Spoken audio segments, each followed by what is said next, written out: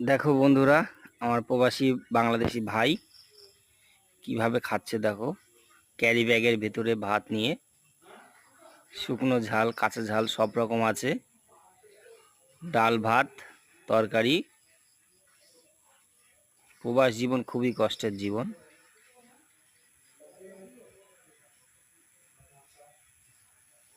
সকালে রুম থেকে খেয়ে আসেনি, খাবার নিয়ে এসেছিল। এখন এখানে সকালে খাবার নিয়ে আসেনি, এখানে এসে খাচ্ছে। দেখো ঘাড়ে গামছা দিয়ে। এরই নাম প্রবাস জীবন। ভিডিওটা দেখে কেমন লেগেছে সব কমেন্ট করবে, সবাই লাইক করবে, শেয়ার করে দেবেন, চ্যানেলটা সাবস্ক্রাইব করে দেবেন।